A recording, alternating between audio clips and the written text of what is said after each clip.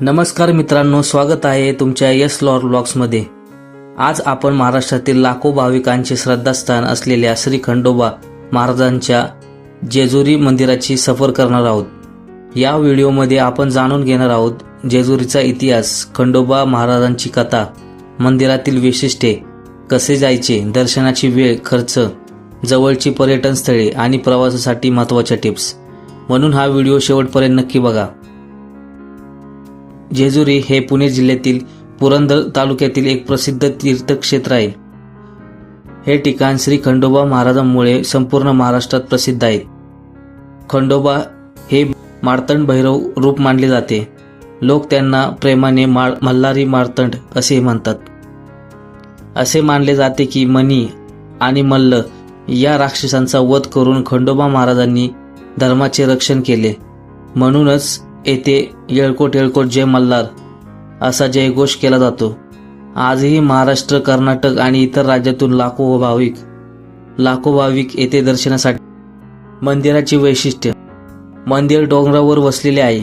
येथे पोहोचण्यासाठी सुमारे 350 ते 400 पायऱ्या चढाव्या लागतात। पायऱ्या चढताना दोन्ही बाजूंना हळद आणि पूजेचे साहित्य विकणारी दुकाने दिसतात।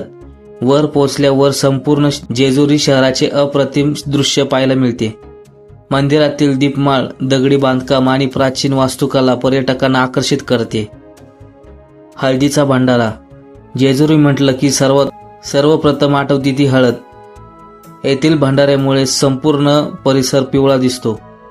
हळद ही शुभत्व, समृद्धी आणि विजयाचे प्रतीक मानले। विशेषतः चंपाष्टमीच्या दिवशी लाखो भाविक हळदीचा भंडारा उधळतात। त्या दिवशी जेजुरीचे दृश्य अक्षरशः सोन्यासारखे दिसते। जेजुरीला कसे जायचे? पुण्यापासून जेजुरीचे अंतर साधारण 50 किलोमीटर आहे। कारने गेल्यास पुणे, हडपसर, सासवड, जेजुरी पर्यंत। एसटीचा प्रवास: स्वारगेट बसस्थानकवरून नियमित बस उपलब्ध आहेत। दर्शनाची वेळ: सकाळी लवकर दर्शनासाठी गेल्यास गर्दी कमी असते। शनिवार, रविवार आणि चंपाष्टमीला मोठी गर्दी असते। शक्य असल्यास आठवड्याच्या मधल्या दिवशी भेट द्या।